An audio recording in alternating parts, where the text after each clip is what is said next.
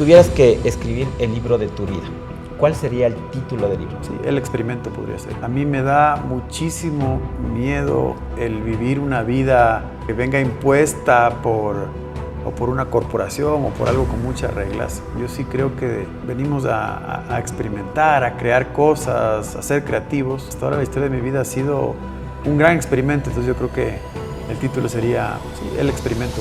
Si tú tienes la oportunidad, tanto en el pregrado como en el posgrado, de irte afuera, no lo dudes ni un segundo. ¿Cómo piensa otra cultura? ¿Qué comen? ¿Qué empresas están haciendo? Nuevas incluso filosofías. Vas a ver nuevas religiones. Es decir, la cabeza se te abre al mundo. Eso es lo realmente valioso. El moto de YC es: construye algo que la gente quiera. Suena fácil, pero es extremadamente complicado. Entonces, como ecuatorianos, veamos qué podemos hacer sin necesidad de tecnología. Hay otras oportunidades en la pitahaya, en el arándano, en el turismo. ¿Qué oportunidades hay? O el café, tenemos algunas cosas muy interesantes, o el mismo chocolate. Y creo que estamos en un momento en donde los creadores de contenido tienen una oportunidad inmensa.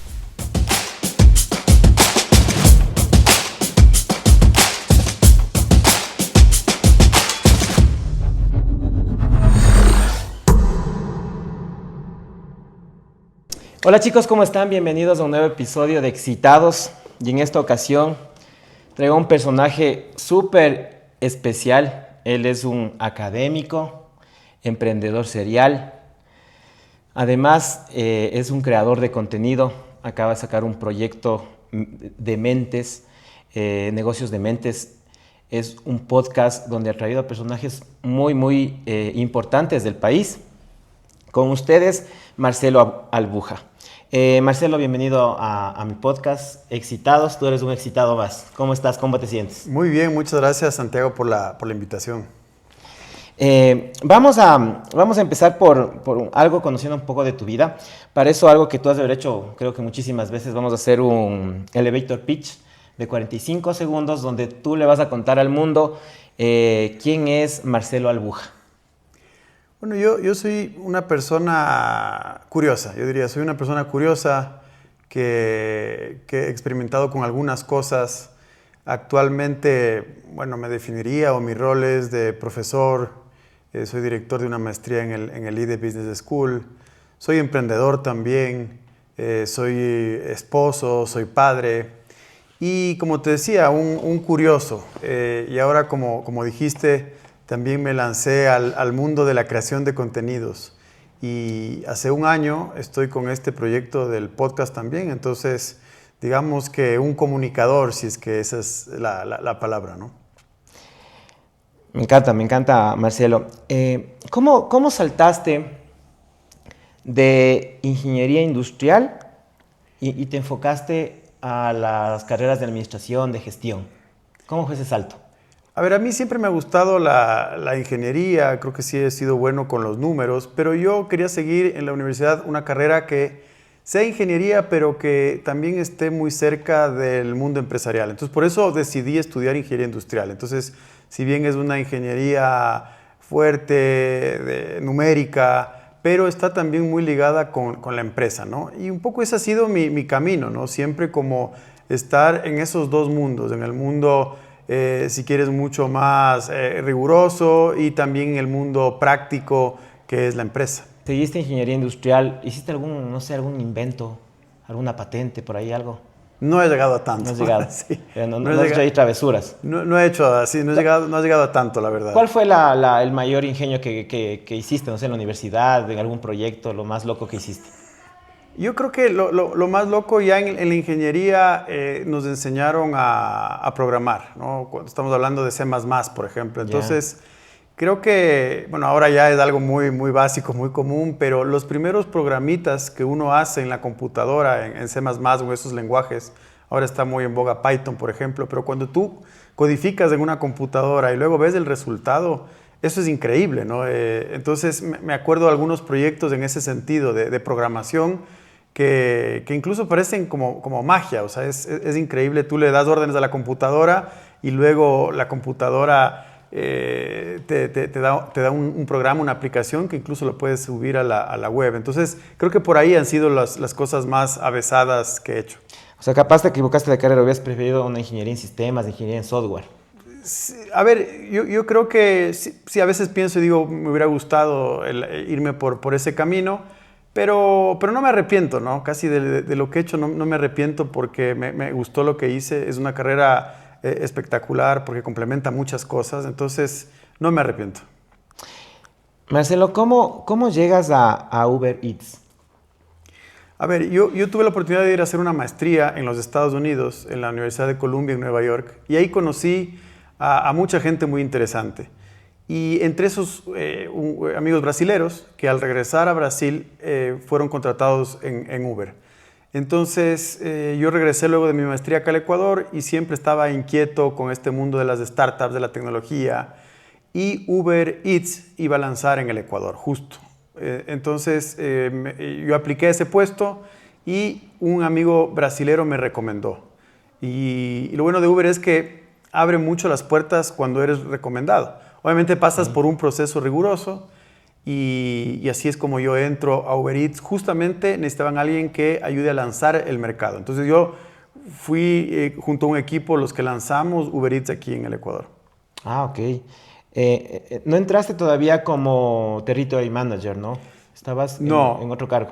Correcto, uno entra como Operations Manager, que haces un poco de todo. Entonces, de hecho, el puesto era en Colombia, entonces nos mudamos con mi esposa a Bogotá. Desde ahí se manejaba la operación de Ecuador. Entonces empecé como Operations Manager, que es básicamente ver los temas de la aplicación, de los riders, data de los restaurantes, tal. Pero muy rápidamente necesitaban a alguien que, como te digo, lance el país, ¿no? que haga el lanzamiento del país.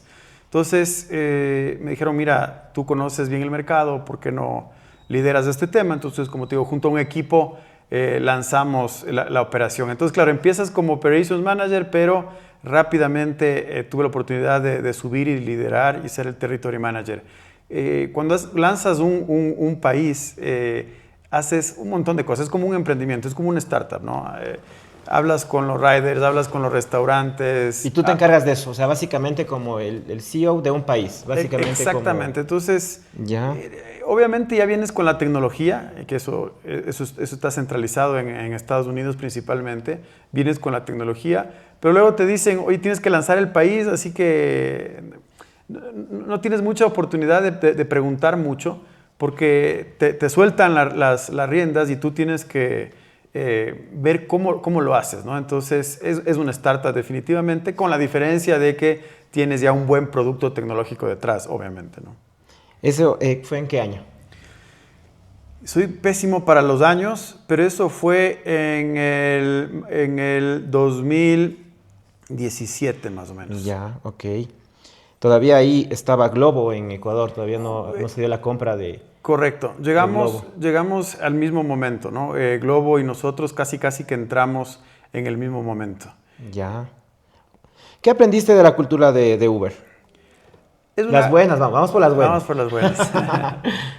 Es una cultura orientada a resultados. Yo creo que en las startups, si bien tienes mucha apertura para fallar, para iterar, para experimentar, para probar, pero es orientada a resultados. O sea, es una cultura muy rápida, es una cultura muy de resultados. Exigente. Muy exigente.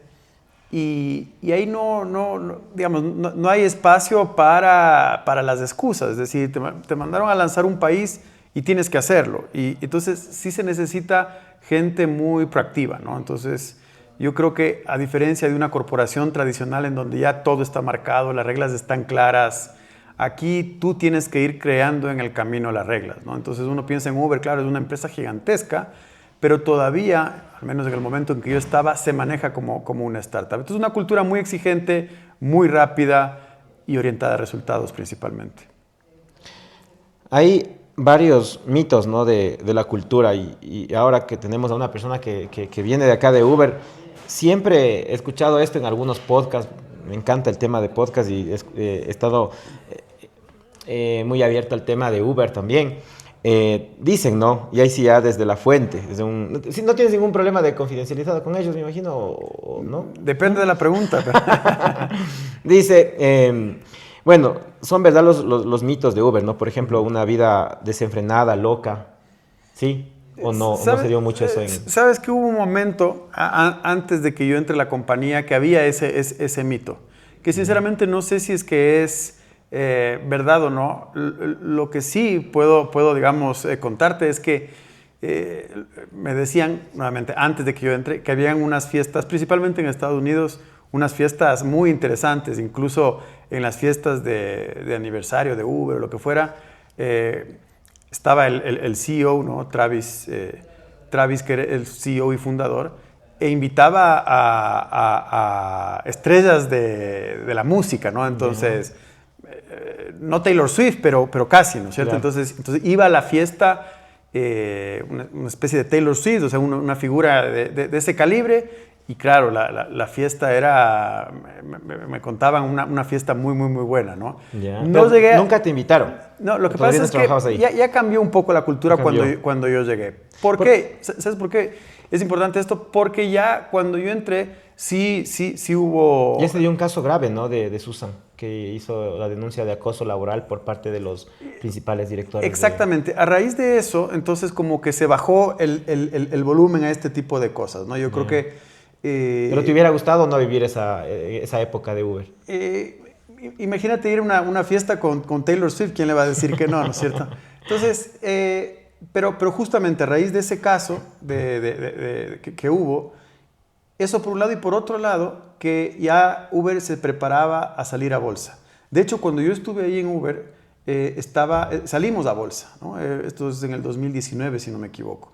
Entonces, claro, cuando uno va a salir a bolsa, ya pasa de ser una startup, pasa de ser una compañía que crece a cualquier costo, a ser una compañía un poquito más ordenada, más formal, porque tiene que salir al mundo de la inversión. Entonces, por esas dos características... Hay más transparencia. Sí, y más orden, es más... se vuelve algo más corporativo.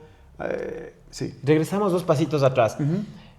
Una de las cosas que también hizo Uber con su competencia fue tener una competencia muy agresiva, ¿no? Cuando tú entraste con esa misma visión de Uber que hizo la competencia, me parece que en Estados Unidos fue Lyft, ajá. Ajá. ¿Y hiciste acá lo mismo? ¿O no dijeron, no, ya, pórtate fresco, vamos a entrar ahí suave? ¿O sí entraste a los puñetes acá con la competencia? Sí se entra duro, pero, digamos, se entra duro a competir, pero todo, digamos, desde un marco de respeto, te diría, de legalidad, ¿no? Entonces, sí, uno llega a un país con una inversión interesante para hacer mercadeo, de alguna manera, en las 3 patas, en los motorizados, en el cliente y también en los restaurantes que se suban a la plataforma. Entonces, sí llegas con fuerza y es más un tema, como te digo, de inversión, de ser agresivos, de tratar de, por ejemplo, cerrar exclusividades. Esto es muy común en la industria, ¿no? Entonces, por ejemplo, yo quiero que el grupo KFC esté dentro de mi plataforma. Solo contigo. Entonces trato de que estén solo conmigo, ¿no? Claro. Entonces, ese tipo de cosas definitivamente sí se hicieron. Ya. Pero bueno, yo he escuchado casos de que les hacían, no sé, carreras falsas, algunas prácticas un poco desleales. ¿Eso no lo viste ya en tu Yo he escuchado algunos de esos mitos y sinceramente yo no lo viví y me parecen más mitos que verdades, la verdad. Ya, ok. Esta pregunta capaz, tal vez ya te la hicieron antes, pero yo sí tengo un poco de dudas en el tema de la relación laboral, ¿no? Porque es un tema bastante complicado. Yo creo que es un debate difícil, ¿no? ¿Qué situación laboral deberían tener los drivers, los repartidores? Sí, justo tuve un podcast con Alejandro Figari, que es el country manager de Pedidos Ya aquí, y coincidimos, yo creo que la gente de Pedidos Ya, de Rappi y en mi caso, en su momento en Uber, que la legislación sí tiene que de alguna manera encontrar un espacio para los socios repartidores. Entonces, ahora mismo tienes casi que estos dos extremos. O le facturas a la empresa, ¿no es cierto? Eres contratista, por decirlo de alguna manera, o eres un empleado full time. Sí. Creemos, yo creo que toda la industria cree que es necesario crear una tercera figura. Un híbrido. Un híbrido en la mitad. ¿Y por qué te digo esto? Porque si tú le preguntas al motorizado, oye, ¿quieres ser empleado full time de Uber? Él te va a decir, no necesariamente, porque en algunos casos son estudiantes que trabajan solo algunas horas en la noche. Imagínate ponerle a trabajar 8 horas diarias, exigirle algunas cosas que ellos no van a querer. Entonces yo creo que la legislación, y entiendo se está trabajando ya, debería encontrar un híbrido, ¿no? Porque además estas plataformas están aquí para quedarse. Sí, sí, definitivamente eso va a pasar. En el caso ya solo de Uber, del taxi, ¿no? Que reemplaza a Uber, yo he conversado con taxistas que no usan la aplicación y que, o sea, quieren seguir en el método tradicional. Y dicen, no, pero ahora combustible es más eficiente en el tiempo. Y ellos piensan que, por ejemplo, no va a lograr Uber a la final tener el sistema en el país. Pero digo, yo he estado en muchos países y en la mayoría de países está funcionando. Uh-huh. Entonces es como que algo innegable, o sea, es inevitable. Totalmente. Deben ellos más bien irse entrando en esta tecnología, ¿no? Definitivamente, yo creo que sí. Eres un emprendedor serial. Cuéntanos qué emprendimientos has creado sin contar con Fast Pharma. Sin contar con Fast Pharma, porque justo te iba a hablar de Fast Pharma, que creo que es el más emblemático. He hecho algunas cosas, yo creo que el bichito emprendedor te pica desde muy temprano, entonces desde muy joven estás vendiendo cosas, ¿no es cierto? Desde el colegio, vendiendo cosas, pensando, o sea, siempre yo he estado pensando en trabajar de manera independiente, ¿no? A mí sí, tuve algún paso por el mundo corporativo y realmente a mí no me atrajo, entonces siempre estuve buscando maneras de emprender. Una de ellas que creo que fue interesante fue cuando yo regresé a la maestría, montamos una empresa que se llamaba La Fábrica. La Fábrica era una escuela de tecnología, básicamente, de marketing digital, de páginas web. Y junto a La Fábrica había La Fabriquita, que era para niños, ¿no? Este era un proyecto interesante que básicamente enseñábamos programación a los niños en los colegios. Es un proyecto que estuvo al aire un tiempo y ¿sabes qué? Esto no lo he dicho, pero yo me arrepiento de haberlo cerrado. Lo cerramos, vendimos, llegamos a vender, llegamos a tener ventas, pero yo lo cerré. Y creo que uno de los mayores aprendizajes de eso es que hay que dejarle madurar al emprendimiento, ¿no es cierto? Si es que yo tendría La Fábrica hasta el día de hoy, yo creo que ahora sería un negocio interesante, ¿no? No un unicornio necesariamente, pero sí un negocio interesante. Entonces creo que uno de los mayores aprendizajes es cuando lances un negocio, quédate con él al menos una década, ¿no? A menos que sea algo realmente que no funciona y te está exprimiendo, absorbiendo recursos, obviamente, pero ese no era el caso de La Fábrica. Y ahora, ¿cómo llegas? Me imagino que cuando tú ya estabas con el bichito de las startups, antes de irte a la Universidad de Columbia, o ahí es cuando recién empezaste con este tema de las startups. Algo yo ya tenía algo visto y por eso decido también irme a Estados Unidos, pero en Nueva York es donde se me abre la mente completamente a esto, ¿no?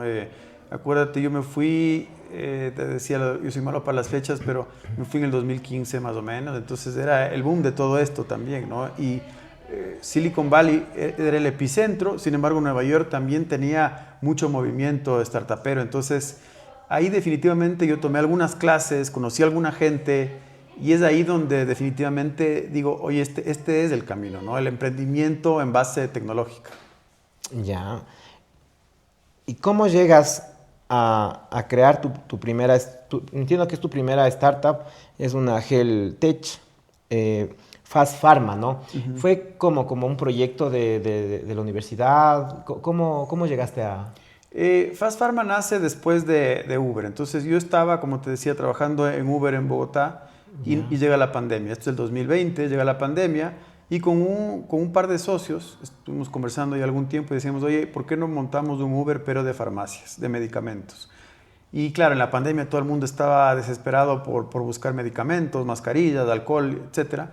Entonces ahí como que nace la idea y yo decido dar un paso al costado de Uber. Entonces yo renuncio a Uber.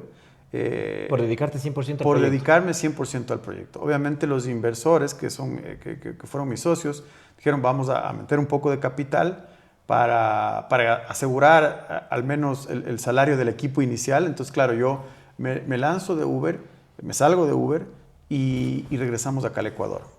Y claro, como te digo, había una inversión de por medio, es decir, los socios estaban convencidos del proyecto. Y ahí nace Fast Pharma. Entonces, básicamente es como como te digo, un Uber, o sea, con las mismas buenas prácticas de Uber, pero exclusivamente para medicamentos. Para esas fechas, ¿ya existía este modelo de que Rappi empezó con el tema del servicio de farmacias o todavía no estaba esto en las plataformas? Ya había. Ya estaba. Yo incluso en Uber Eats, que básicamente es 90% restaurantes, cuando viene la pandemia, la vertical de farmacias empieza a crecer. Entonces también yo les digo a estos socios, les digo, oye, mira, está creciendo. Porque ellos querían ponerse una farmacia en línea. Les digo, miren, un poco la data me dice que la vertical de farmacia está creciendo. Entonces ahí está una oportunidad. Entonces ya había, pero no había explotado, ¿no? Entonces creo que fue un buen momento para lanzarnos a hacerlo.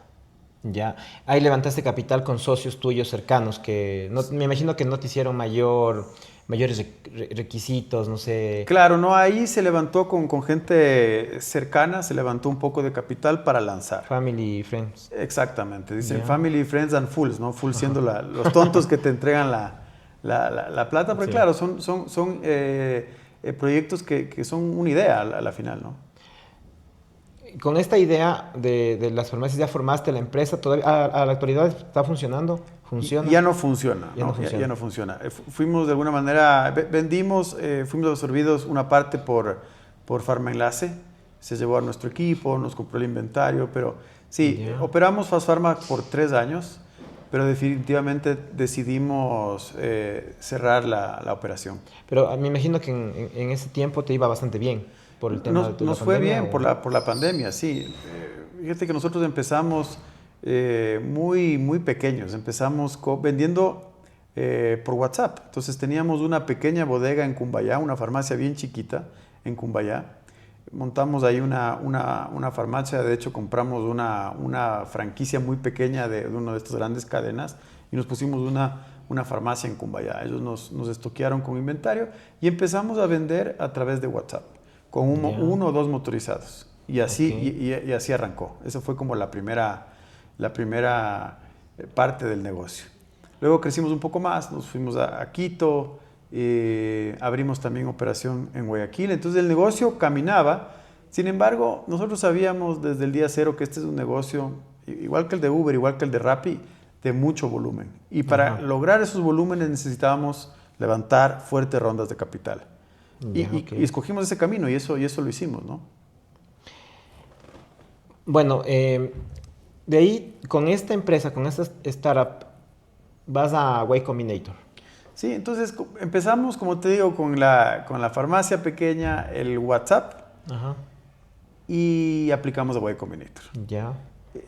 Aplicar a Y Combinator, realmente nuestras expectativas eran bajas porque entrar a Y Combinator es bien complicado, la tasa de aceptación es muy baja, dicen que incluso es más difícil que entrar a Harvard, pero un poco la suerte, un poco el timing también de la pandemia, un montón de elementos nos aceptan en Y Combinator. Aplicamos sin ninguna expectativa de que nos vayan a aceptar, pero nos aceptan.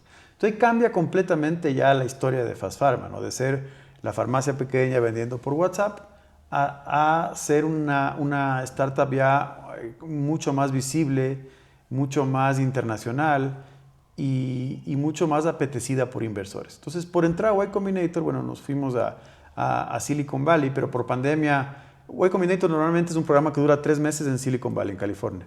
Nosotros lo hicimos virtual, ¿no? Ya. Entonces, ahí te mentorean, aprendes un montón de cosas y al final tienes un Demo Day. En el Demo Day tú presentas el proyecto frente a miles de inversores, los mejores y más grandes inversores de startups del mundo. Y claro, ahí levantamos una ronda importante de capital. Eso nos permitió salir a México. llevados de la mano de los mismos inversores, porque los inversores para ponerte esa plata te dicen, oye, me parece interesante tu negocio, tienes que ir a un mercado más grande. Claro. Y decidimos ir a México y abrimos operaciones en México también. Ya. Y esto era exclusivo, o sea, era una aplicación. Es una aplicación, pero más allá de la aplicación es del servicio. ¿Por qué te digo esto? Porque el 70% de las ventas era por WhatsApp. Entonces... Hasta en México. Y incluso en México lanzamos con WhatsApp. Teníamos también la aplicación, pero tú debes saber esto también, el que alguien que baje una aplicación es costoso, es complicado. El B2C es complicado. Entonces, eliminamos esa parte de que tengas que bajarte una aplicación. Si es que quieres, teníamos la aplicación y era una aplicación bien montada, pero la mayoría de nuestras ventas venían por WhatsApp y estaba funcionando muy bien. Obviamente automatizamos la parte del WhatsApp, ¿no? Para que funcione casi como una app. Claro, para que puedas, ahí mismo tenías el marketplace. Teníamos una especie de marketplace, así es. Ok. ¿Y puedes decir la cifra que levantaste en Y Combinator con los Sí, yo creo que en total habremos levantado unos $4 millones en total. Ya. En total, desde el inicio de Fast Pharma hasta el fin, levantamos $4 millones. Claro, sabiendo que esto es, si tú inviertes en una startup, es un capital de riesgo. Sí. Totalmente. Como puedes ganar miles, también puedes perder esa platita. A veces me preguntan, oye, ¿por qué hay locos que invierten en startups si la probabilidad de éxito es muy baja? La probabilidad de éxito de una startup es extremadamente baja. ¿Por qué lo hace? Entonces la respuesta es, mira, quien invierte en startups de alto riesgo es gente que tiene mucho dinero, ¿no es cierto? Entonces tiene un poco de plata en la bolsa de Nueva York, un poco de plata en real estate, un poco de plata en sus propios negocios. Entonces diversifican en un portafolio amplio, ¿no es cierto?, de productos, y uno de ellos es el venture capital, ¿no? Este capital que es extremadamente riesgoso. Claro. ¿Y por qué invierten un poco ahí? Porque si les llegan a pegar a una startup de estas, su patrimonio puede crecer. El retorno de inversión puede estar por 100. Pues 100x o lo que fuera, ¿no? Claro. Entonces, por Y Combinator pasaron empresas como Dropbox, como Airbnb, que básicamente lograron eso. Entonces, son inversores que le apuestan, por decirte un número, a 30 startups. Si es que de las 30, 29 quiebran, pero una se vuelve el siguiente Airbnb, pagan el portafolio y multiplican su dinero 100x o lo que fuera, ¿no? Ese es un poco el concepto detrás del Venture Capital. Claro que sí. En el tema de startups, es penoso que muchas se mueren, ¿no? Algunas que tienen mucho futuro. A mí me gustaba muchísimo una que recién cerraron operaciones hace unos 4 meses, me parece. No sé si que le cachas a Vic, de Pamela Valdés. Sí, claro que sí. Mexicana, sí, por supuesto. Y yo le veía mucho futuro. Decía, chuta, era muy buena aplicación. A mí me encantan los audiolibros. Era buena aplicación. Ajá, sí. Entonces cerró y yo decía... Cerró, ¿qué pasó? pero pivoteó a otro emprendimiento, Sí, ¿no? ajá, sacó sí. otro... Ella también es de Y Combinator. Sí, también estuvo ahí, ajá. Sí. Como te digo, la probabilidad de éxito es bien baja, ¿no? Sí, no, ¿qué aprendizaje te dio?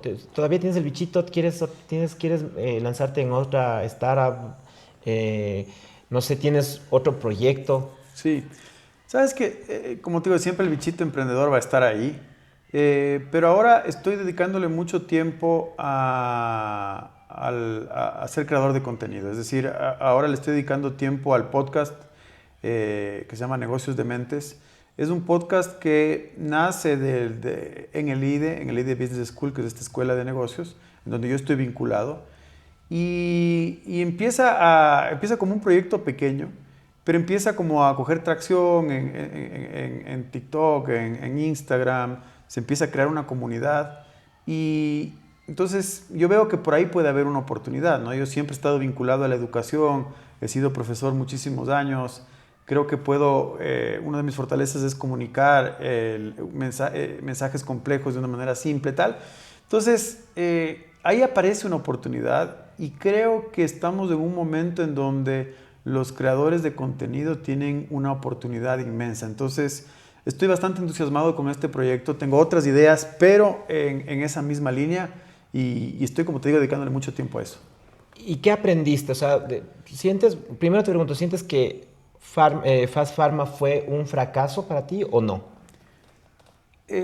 Cerramos la operación, fue un fracaso definitivamente, pero ¿Y qué aprendiste? lo que aprendí, bueno, muchas cosas, de negocios algunas que te cuento así rápido. Lo primero es que los negocios tienen que, así parezco esto una ridiculez, tienen que estar en números verdes pronto, ¿no? Antes había la mentalidad de crece, crece, crece Quema plata, y quema plata, quema quema plata. Yo ahora, en cambio, y así nació Fast Pharma, ¿no? Y así nació Rappi, y así nació Uber. Claro. Pero ahora yo diría, antes de escalar, tengo un negocio que te deje números verdes, que sea sólido y luego empieza a crecer. Entonces, un error que nosotros cometimos, creo yo, y llevados de la mano de los inversores, fue irnos a México. Nosotros teníamos que volvernos con esa plata fuertes en Ecuador, crecer en Ecuador y dejar a México en otro momento. Cuando fuimos a México es un mercado gigante en donde tuvimos que quemar mucho dinero. Entonces, uno de los aprendizajes es ese. Ese y muchos otros, ¿no? Pero ese como uno de los más importantes. ¿Qué te enseñó, más bien, qué no te enseñó Colombia y que sí te enseñó YC?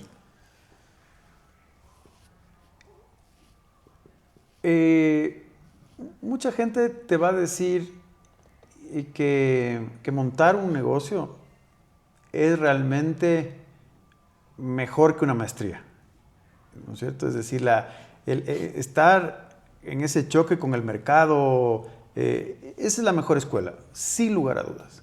Pero yo, que también vengo del mundo académico, sí hay cosas que en la universidad aprendes, ¿no? Aprendes temas, si quieres, un poquito más teóricos, incluso más filosóficos, diría yo. Conoces gente, entonces a veces se sataniza y más bien se glorifica al emprendedor, ¿no? que se bota a la universidad y a mí, yo realmente he aprendido muchísimo de los dos lugares, ¿no? Y creo que en YC, ¿qué aprendí? Sí aprendí a que tú tienes que construir, el moto de YC es construye algo que la gente quiera. Ese es el moto, que parece nuevamente algo muy obvio, pero eso es. O sea, si tú construyes algo que la gente quiera, eso es. Suena fácil, pero es extremadamente complicado. Entonces, esa sencillez quizá en Colombia no la vi, ¿no? Esa practicidad, pero sí me enseñó el estar en la vida real del emprendimiento. Ahora le veo, o sea, igual a mí me encanta el tema de las startups. Yo vengo del área tecnológica, entonces tengo estas dos líneas, ¿no? Soy ingeniero en sistemas y programaba, hacía software. Y por el otro lado me tocó, sin querer, porque no me gustaba a mí la administración de empresas, me tocó aprender y saqué un MBA. Y decía, algún rato quiero, pero qué difícil es pensar, o sea, dices, ya todo está, o sea, que en algún momento me salga una luz, digo, y ahí meterle el tema de sacar un producto que la gente necesite y que, como dices, que a la gente le guste, ¿no? Pero tú le ves todavía algo, tienes por ahí alguna idea de un proyecto que a la gente, que no exista todavía, porque competir contra gigantes, ¿no? Porque para todo hay algo ya, o sea, para todo, en todas las áreas. Pero capaz por ahí no estamos viendo, ¿no? Esta es una pregunta difícil. Así concretamente, no veo una idea así que digamos que se me ocurre en este momento, pero estoy 100% convencido de que hay oportunidades. O sea, todo el tiempo van a haber oportunidades. O sea, sí, está mucho escrito, pero en los próximos años se van a crear cientos de miles de empresas, ¿no? Muchas de ellas en inteligencia artificial, pero quiero contarte una cosa, Santiago, es decir, competir, ¿no? con los monstruos de inteligencia artificial, tal, puede haber camino para alguna gente de la región, para latinoamericanos, de encontrar algún espacio ahí definitivamente, Pero también últimamente he reflexionado que también tenemos que ver oportunidades más locales, ¿no? Yo siempre he estado vinculado al tema de las startups, pero estuve recién conversando con Roque Sevilla y él tiene esta idea de, hay otras oportunidades en la pitahaya, en el arándano, en el turismo. Entonces, sí creo, y esto es algo que he cambiado últimamente, no necesariamente tiene que ser un emprendimiento de corte tecnológico, no necesariamente. Y sí creo que nosotros como ecuatorianos deberíamos encontrar esas ventajas competitivas y comparativas que nos da el país, ¿no? Roque siempre está hablando de este tema y creo que tiene muchísima razón, ¿no? Entonces, como ecuatorianos, veamos qué podemos hacer sin necesidad de tecnología. ¿Y en qué podemos, qué oportunidades hay? O el café, tenemos algunas cosas muy interesantes, o el mismo chocolate, ¿no? Ahora, muchas personas han estado al inicio de mi podcast, estuve entrevistando full a personas startuperas que les encanta este mundo, ¿no? Una de ellas, bueno, el Deme, no sé si cachas de Metro Santander, de Huaycana, decía, no, Bogatti creció como una startup y puede seguir como una startup. Y me topé con otra persona igual del medio y me dijo, no, startup solo tecnología, porque si no, no puedes escalar al nivel de una startup. ¿Qué crees tú? Una empresa relativamente, se puede decir, de una industria tradicional, ¿puede crecer como una startup sí, puede crecer como una startup, ¿no? O no.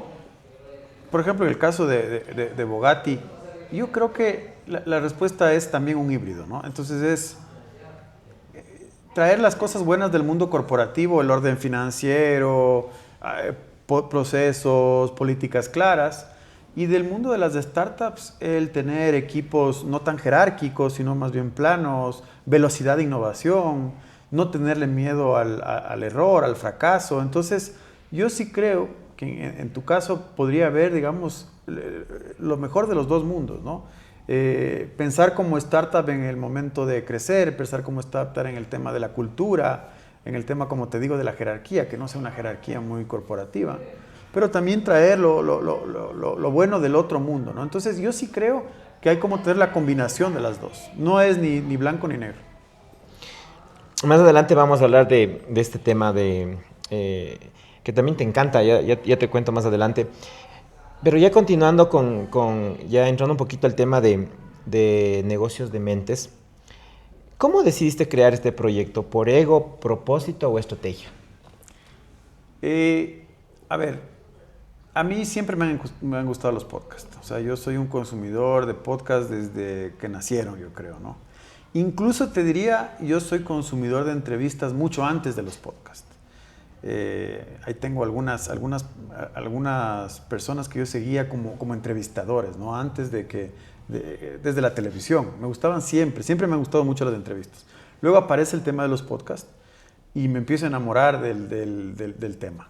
Entonces, siempre estuvo dentro de mí como, oye, ¿por qué no lanzar algo aquí en el Ecuador? Creo que no hay tantas personas hablando de este tema y viene más, yo te diría, desde el propósito que del ego. Y te voy a decir por qué. Yo estoy convencido que los creadores de contenido más bien manejan su ego bien. ¿Por qué te digo esto? Porque estás expuesto a las cámaras todo el tiempo. Entonces, si es que tuvieras muchísimo ego, te daría miedo de aparecer frente a las cámaras y no sé, y decir alguna cosa errónea, equivocarte. Estás todo el tiempo expuesto. Entonces, sinceramente, mi proyecto no viene desde el ego, sino viene del propósito. A mí me encanta lo que hago y me encanta conversar con empresarios. Lo que sí te digo es, ahí sí puedo ser un poco egoísta, no viene el ego, egoísta en el sentido de que me encanta invitar a personas que tengo legítimo interés de saber de ellas, ¿no? Eso creo que le hace al espacio también muy natural, porque es sinceramente mis ganas de aprender de la persona que se sienta al frente mío. Me encanta. Y creo que eso es una de lo que te motiva a cada día a querer hacer, porque es bastante sacrificado, ¿no? Es investigar muchísimo a la persona, las empresas que estuvo, Y es un trabajo que capaz aquí dura 1 hora, pero tras de eso es siquiera unos 2 días de trabajo intenso como mínimo para poder tener una buena conversación, ¿no? 100%. Es un trabajazo. O sea, cuando la gente... Porque he tenido mucha gente que me dice, oye, me quiero poner un podcast, y le digo, increíble, pero sí tienes que saber que es un trabajo durísimo. Y al comienzo no tienes equipo, ¿no? O sea, eres tú haciendo un montón de cosas. Claro que sí. Entonces es un trabajo durísimo, eso sí no hay nada que hacer. Pero si te gusta, pues estás en el lugar correcto. ¿Con qué personaje te temblaron las piernas antes de grabar un podcast? Yo creo que con Roque Sevilla fue el personaje, digamos, más imponente por toda la trayectoria que él ha tenido. Y con Angelo Caputi, ¿no? Que fue el presidente del Banco de Guayaquil. Pero más que temblarme las piernas es un tema de respeto, ¿no? De más bien tratar de estar nervioso, que me parece que está bien, pero por hacerle la pregunta correcta, por tratar de sacarle lo mejor posible al personaje, ¿no? Entonces, claro, estos dos fueron como los más potentes de alguna manera por su jerarquía, por su experiencia. ¿Y con quién te sentiste más cómodo? Y con el resto me he sentido muy cómodo. Lo que siempre les digo al iniciar la conversación como esta que estamos teniendo contigo es, nos olvidamos de la cámara y nos ponemos a conversar. Yo siempre como que imprimo algunas preguntas que quiero hacer, pero la verdad que las uso de vez en cuando, pero la mayoría de preguntas van saliendo de una conversación. Va improvisando y creo que eso a la gente le gusta también. Claro que sí. ¿Qué opinas de esta frase? El mayor desperdicio no es construir algo que no funciona, es construir algo que nadie quiere. Estoy de acuerdo. Porque tú construyes, y vuelvo al moto o a la frase de Y Combinator, ¿no? Construye algo que la gente quiera. Sin embargo, para llegar a construir algo grande que la gente quiera, tienes que echar a perder un montón de prototipos. O sea, es muy difícil que salga bien a la primera, ¿no? Entonces, esta historia de Mark Zuckerberg, que se bota de Harvard y monta Facebook, es una historia de 1 en 1.000.000, ¿no? Zuckerberg sería el análogo de Messi, es una persona en 1.000.000, entonces tú no vas a ser esa persona. Entonces, lo que a ti te toca es echar a perder un montón de cosas antes de que logres algo que realmente le guste al mercado. Cuando tú regresamos unos 2 pasitos atrás porque ahorita me acordé de este libro, ¿no? Lean Startup. ¿Tú creaste con esa metodología o basándote en este método tu startup? ¿O? Totalmente. O sea, el Lean Startup dice empieza pequeño, falla rápido, falla barato, y nosotros empezamos muy pequeños, como te digo, con un WhatsApp, una moto y un poco de inventario. Entonces, definitivamente sí. Definitivamente yo creo que ese es un buen camino, de probar pequeño e ir pivoteando en el camino, ir adaptándonos a lo que el mercado va pidiendo. Mira, te cuento que una vez me hicieron un podcast en Network C, era un podcast de negocios, creo que los primeros de acá. Sí, claro, estuve también en ese espacio. Ah, estabas ahí. Sí. Y bueno, nos analizaron un poco y sacaron un post donde hacían el símil, ¿no? Comparándonos con el crecimiento que tuvo Bugatti y otra marca ecuatoriana que es Sweet & Coffee. Y Bugatti creció como una startup en la velocidad de crecimiento. Te cuento que en 3 años y medio llegamos a 200 tiendas. Wow. Y incluso estábamos haciendo un análogo, ni McDonald's creció tan rápido en Estados Unidos. Y créeme que nosotros crecimos como una startup. Todavía te puedo decir que somos un 70%, se puede decir una startup, porque más bien recién estamos comenzando a poner ahí muchos procesos y eso. Te hace más lento, te mueves más, no te mueves como una startup, ¿no? Y eso creo que sí nos está costando ahora, porque sentimos que estos 2 últimos años nos hemos estancado. Entonces no sé si es que regresamos a cómo éramos antes o le seguimos metiendo procesos. Y te cuento esto porque la siguiente pregunta es por esto, ¿no?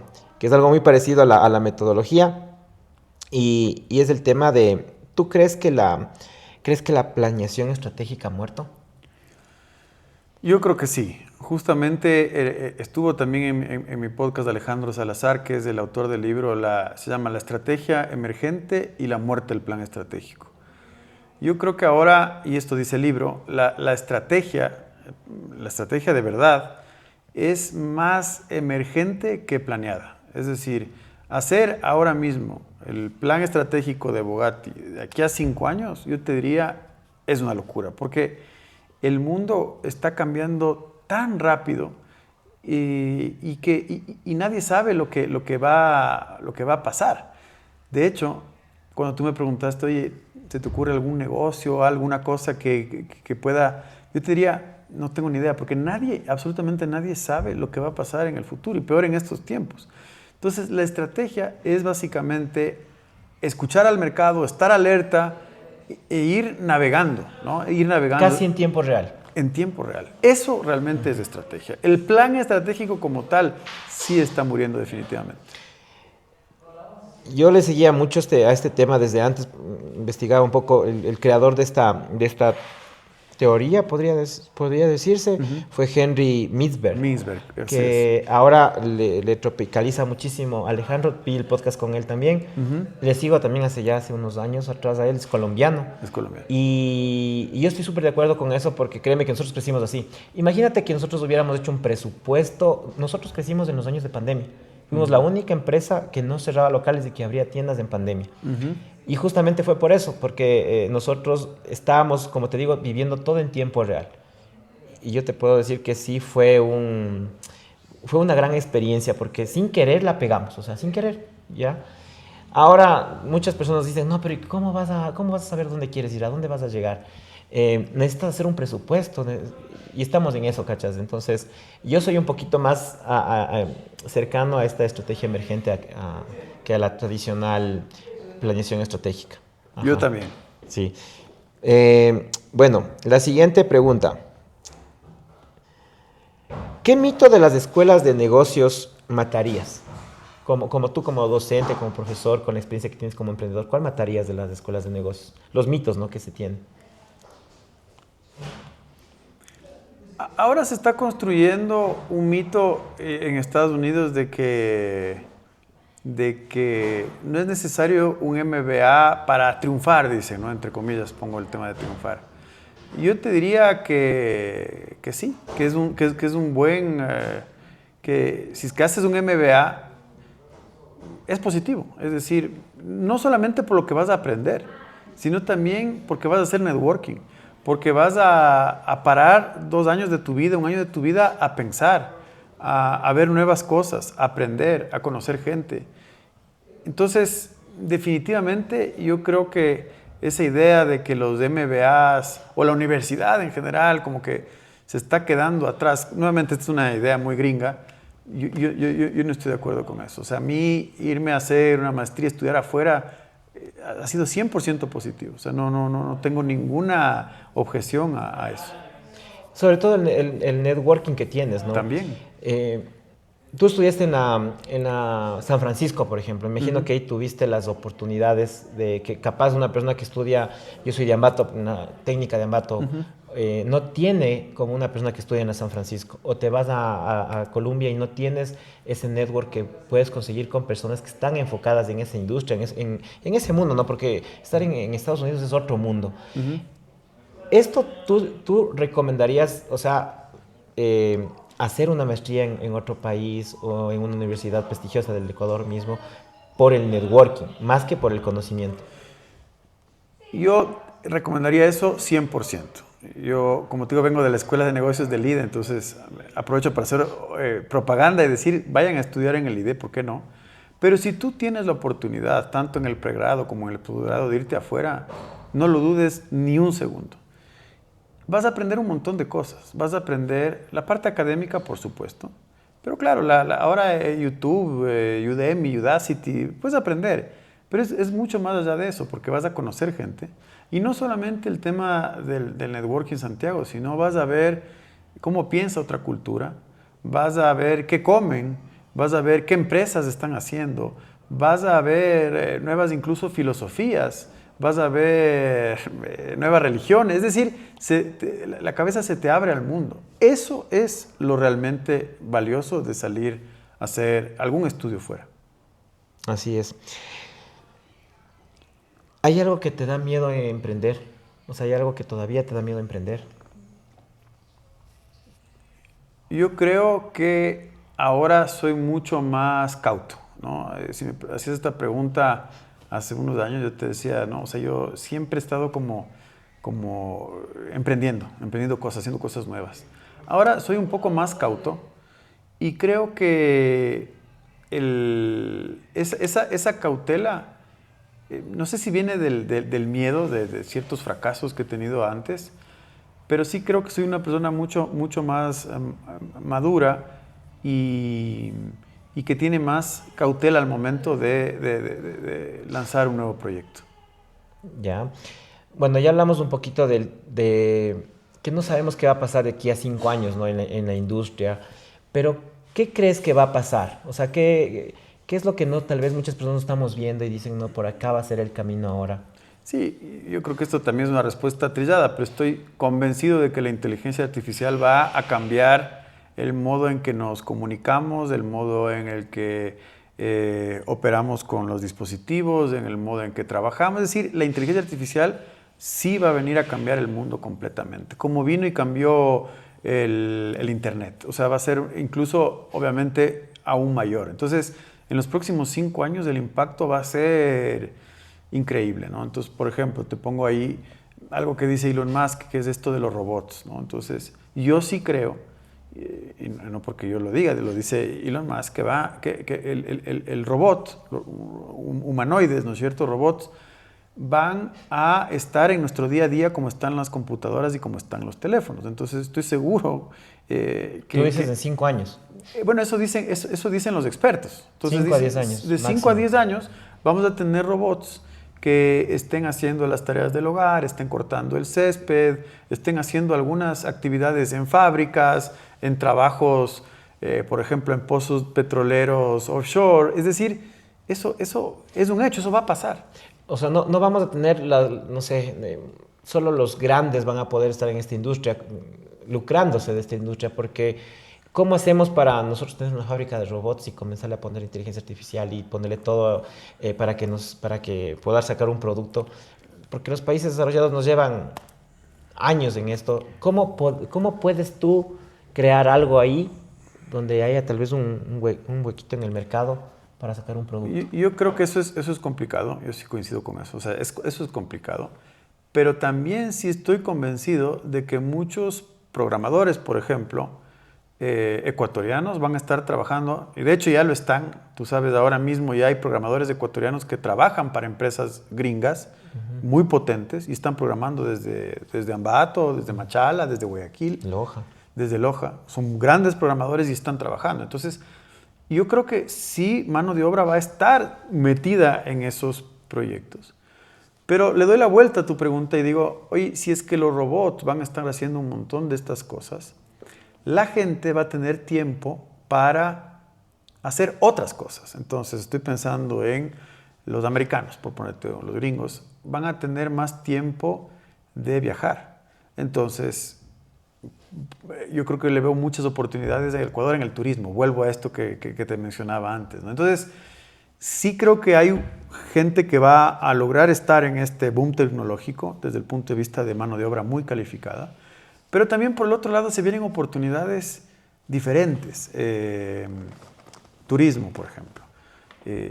Entonces, por ahí yo veo que pueden haber muchas oportunidades. Una de las cosas que yo creo que va a pasar igual aquí, de aquí a 5 años, es que la mayoría de empresas, las grandes empresas, tú ves el mismo KFC, ya no tienes un cajero que te sirve, ya todo lo pides tú mismo en el sistema. Va a llegar a un punto en el que ya ni siquiera vas a saber eso, solo llegas a la tienda y ya sabes lo que vas a pedir porque con todo el dispositivo ya sabe que estás en tal local y te va a servir. Pero yo creo que va a haber el momento en el que la gente va a querer nuevamente humanizarse. Totalmente. ¿Entiendes? Entonces es como que yo quiero que alguien me atienda, que alguien me sirva, que alguien prepare mi comida, que alguien que me hable por teléfono, una persona real atrás de ese teléfono. Y creo que iba a ser tal vez una oportunidad para las empresas que son más pequeñas, ponte. Sí, estoy de acuerdo. Entonces, por ejemplo, estaba hablando con alguien recién un tema esto del café, ¿no? El café ecuatoriano es uno de los mejores del mundo, el café de altura. Entonces, por ejemplo, una oportunidad de hacer algo en el café Porque justo la gente va a tener más tiempo, la gente va a querer cosas no tan industrializadas, ¿no? De máquina. Más artesanal. Más artesanales, esa es la palabra. Entonces, venir a una cafetería, hacer un viaje donde se produce el café, darle una experiencia, todo eso yo sí creo que va a tener un boom importante. Porque a la gente, yo sí creo, y más en países desarrollados, le va a, entre comillas, sobrar el tiempo. Claro, claro que es así. Bueno, Marce, como tú dices, con un propósito creaste tú el podcast. Te cuento también que un poco el podcast, la idea del podcast, cómo nació, es porque tú sabes, a Ecuador, a Latinoamérica, nos hace muchísima falta educación. Pero para educarnos tenemos que inspirarnos y por eso traemos a personas como tú para que inspiren a la gente a hacer algo más, no quedarse ahí, a descubrir, experimentar, arriesgarse un poco. Creo que también hay muchos jóvenes que tienen la energía, que tienen el conocimiento y las ganas de comerse el mundo y creo que esos ecuatorianos nosotros definitivamente estamos inspirando. Ya para terminar el podcast, Marcelo, quiero hacerte la última pregunta. Si tuvieras que escribir el libro de tu vida, ¿cuál sería el título del libro, el título de la portada? Eso está difícil. Pero creo que, como empecé, yo creo que el libro sería algo como el experimento, ¿no? Yo creo que sí venimos a este mundo para experimentar. A mí me da muchísimo miedo el vivir una vida que venga impuesta por una corporación o por algo con muchas reglas. Yo sí creo que venimos a experimentar, a crear cosas, a ser creativos. Y sí, yo creo que hasta ahora la historia de mi vida ha sido un gran experimento. Entonces yo creo que el título sería, sí, El experimento podría ser. Excelente título. Ahí ya para que lo registres en el Senado. Marcelo, te quiero agradecer a nombre de toda la gente, de toda la comunidad que ve este podcast. Seguramente van a quedar inspirados, motivados, porque así siempre tratamos de hacer un contenido que inspire, motive y que entretenga también, que es lo importante como creadores de contenido. Me encanta saber que haya más podcasts como estos, porque yo creo que hacemos algo más, un pasito más, educas, entretienes también, y eso creo que da un gran valor a nuestro país. Y podemos de algún momento así construir no el sueño americano que siempre se ha soñado, sino el sueño ecuatoriano, el sueño latinoamericano. Te agradezco mucho y te deseo muchos éxitos en todo lo que venga para ti, amigo. Igualmente, muchísimas gracias por la invitación, Santiago. Un gusto estar aquí. Muchas gracias. Y a ustedes, chicos, que nos acompañaron hasta este minuto, muchísimas gracias por estar aquí. Nos vemos en el siguiente capítulo. Chao.